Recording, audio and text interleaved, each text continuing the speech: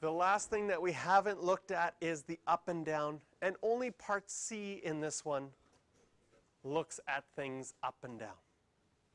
So part A is going to affect which thing? It's going to be a vertical stretch.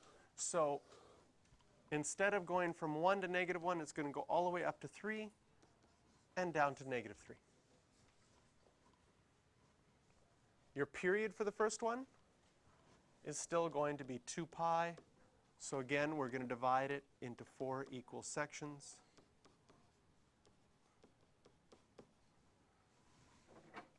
It's a sine graph. Where does sine graph start?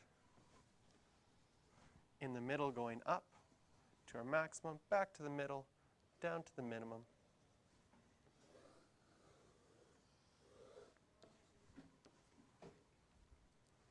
So the only thing that value in front really changed was our amplitude.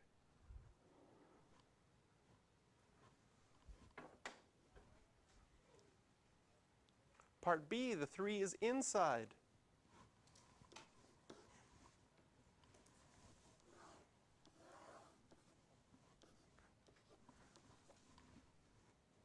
Either you can think of a horizontal compression by 1/3, or you can use your new period formula that your period for a sine graph is 2 pi over your b value to find out that your period is going to be 2 pi over 3.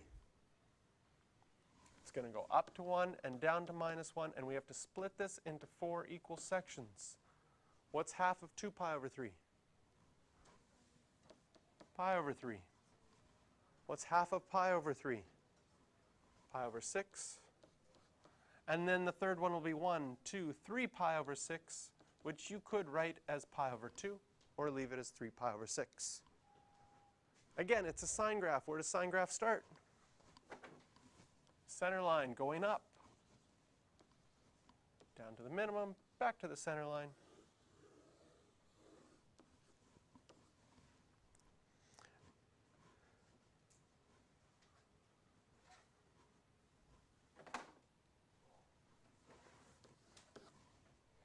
And finally,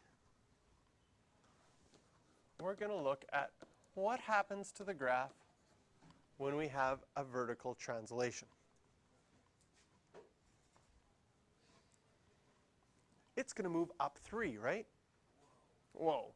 But how do we graph that quickly and easily? Well, first of all, I'm going to draw my axis like this, and I'm going to draw it so there's more above than below. Because normally, our center line, our sinusoidal axis, is at 0. So our sinusoidal axis is at 3. And we didn't do anything special for our sinusoidal axis so far because it's been on the x-axis. But what we're going to do for our sinusoidal axis, it's not an asymptote, but we're going to draw it like an asymptote. Anytime you draw a dotted line on your graph, it's saying that this dotted line helps me graph, but it's not actually part of my graph. Okay? It doesn't have to be a specific color, but I prefer mauve. It's like a kind of purpley kind of, it's very hard to find mauve pens. They're rare, but definitely worth getting one. No, you can use red just like we do for asymptotes, but they don't have to be red. It is, whoa. Depending on the teacher, for a teacher they might say they have to be red. On your final exam, if you draw on your provincial exam, draw an asymptote in pencil, it will be, they won't deduct marks.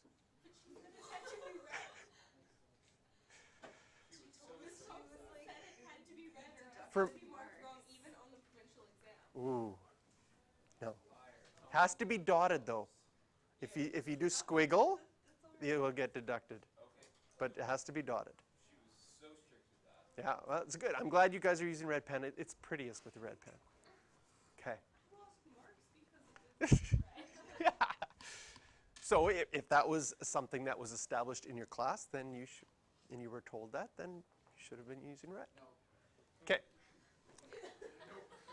Now, our amplitude is what? Our amplitude is still 1. Now what's going to happen? Because our amplitude is the distance from a center line. So it's going to go up to 4, and a minimum is going to be 2. So once we know our center line, we can use our amplitude to find what our maximum and our minimum is going to be. Along our axis here, our period is still 2 pi. We're still going to write 2 pi and split it into 4 equal sections.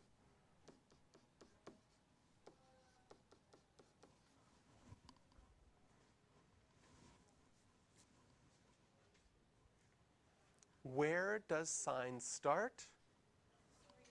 Starts on your center line. So this is why I've been talking about center line rather than 0, because we want to think of it starting on a center line going up. So it's going to go up to our maximum, down to our center line, then to our minimum. Wow, those dots are a little bit. That one over. There we go. Perfect.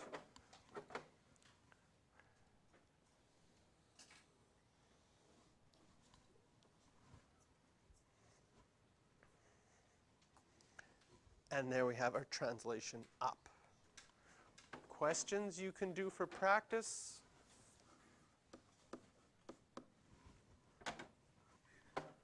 R6 and 7.